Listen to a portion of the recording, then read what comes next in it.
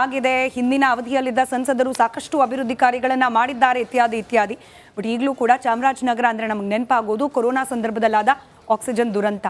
ಆ ಒಂದು ಪ್ರಕರಣದಿಂದಾಗಿ ಮೂಲಭೂತ ಸೌಕರ್ಯಗಳು, ಅದರಲ್ಲೂ ಆರೋಗ್ಯ ಕ್ಷೇತ್ರದಲ್ಲಿ ಎಷ್ಟರ ಮಟ್ಟಿಗೆ ಹಿಂದುಳಿದಿದೆ ಜಿಲ್ಲೆ ಅನ್ನೋದನ್ನ ಸಾರಿ ಸಾರಿ ಹೇಳಿತ್ತು. ಹಾಗಾದ್ರೆ ಕೆಲಸ ಯಾರು ಮಾಡಿದ್ರು, ಎಷ್ಟು ಮಾಡಿದ್ರು, ಮತದಾರರು ಅದನ್ನ ಗಮನಿಸಿದ್ದಾರೆ. ಹೀಗಾಗಿ ಚುನಾವಣೆ ಸಂದರ್ಭದಲ್ಲಿ ಮತದಾರರು ಎಲ್ಲ ಅಂಶಗಳನ್ನ ಕೂಡ ಗಮನದಲ್ಲಿಟ್ಕೊಂಡು ಮತ ಚಲಾವಣೆ ಮಾಡ್ತಾರೆ. ಇನ್ನು ಮತದಾನ ಪ್ರಕ್ರಿಯೆಯಲ್ಲಿ ಮತ್ತಷ್ಟು ಪ್ರಬಲವಾಗಿ ಇಫೆಕ್ಟ್ ಮಾಡುವಂತಹ ಫ್ಯಾಕ್ಟರ್ ಅಂದ್ರೆ ಅದು ಜಾತಿ ಸಮೀಕರಣ.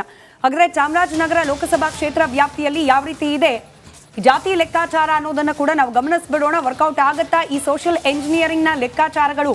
ಚಾಮರಾಜನಗರದಲ್ಲಿ ಒಕ್ಕಲಿಗರು ಬಿಜೆಪಿಗೆ ಜೈ ಅಂತಾರ ಅನ್ನೋದು ಪ್ರಶ್ನೆ.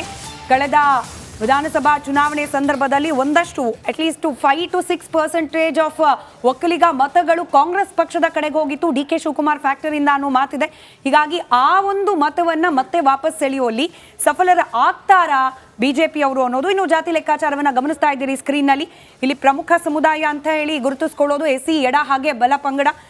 ಸರಿಸುಮಾರು 4.5 ಲಕ್ಷ ಮತದಾರರಿದ್ದಾರೆ. ಹಾಗೆ ಎರಡನೇ ಪ್ರಬಲ ಸಮುದಾಯವಾಗಿ ನಿಲ್ಲೋದು ಲಿಂಗಾಯತರು 3,50,000 ಮತದಾರರಿದ್ದಾರೆ.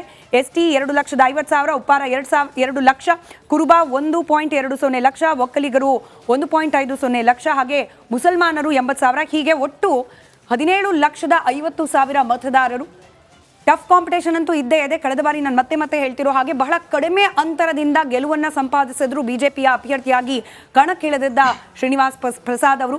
ಜಾತಿ ಲೆಕ್ಕಾಚಾರಗಳ ವಿಚಾರ ಮಾತನಾಡೋದಾದ್ರೆ ಈ ಬಾರಿ ಈ ಜಾತಿ ಜನಗಣತಿ ಅನ್ನೋ ಒಂದು ದೊಡ್ಡ ಅಸ್ತ್ರ ಕಾಂಗ್ರೆಸ್ನ ಬತ್ತಳಿಕೆಯಲ್ಲಿದೆ. ಕೆಲವೊಂದಷ್ಟು ಸಮುದಾಯಗಳು ಈ ವಿಚಾರಕ್ಕೆ ಸಂಬಂಧಪಟ್ಟಂತೆ ಕಾಂಗ್ರೆಸ್ನ ವಿರುದ್ಧವಾಗಿ ನಿಂತಿದ್ರೆ, ಕೆಲ ಸಮುದಾಯಗಳು ಈ ಒಂದು ವರದಿ ಅನುಷ್ಠಾನ ಆಗಬೇಕು ಅನ್ನೋ ಕಡೆಗೆ ಕಾಂಗ್ರೆಸ್ ಪರವಾಗಿ ಒಲವನ್ನ ಹೊಂದಿರೋ ಸಾಧ್ಯತೆ ಕೂಡ ಇದೆ. ಇದೆಲ್ಲವನ್ನ ಗಮನಿಸಿದಾಗ ಕಳೆದ ಬಾರಿಗಿಂತ ಈ ಬಾರಿ ಚುನಾವಣೆ ಸಂದರ್ಭದಲ್ಲಿ ಜಾತಿ ಲೆಕ್ಕಾಚಾರಗಳು ಕೂಡ ಒಂದಷ್ಟು ಚೇಂಜ್ ಆಗಿರೋದನ್ನ ನಾವು ಗಮನಿಸ್ತಾ ಇದೀವಿ. ಯಾರಿಗಿದು ವರದಾನ ಆಗತ್ತೆ ಚುನಾವಣೆ ಸಂದರ್ಭದಲ್ಲಿ ಮತ್ತಷ್ಟು ವಿಶ್ಲೇಷಣೆಗಳು ನಿಮ್ಮ ಮುಂದೆ ಇಡ್ತಾ ಹೋಗ್ತೀವಿ.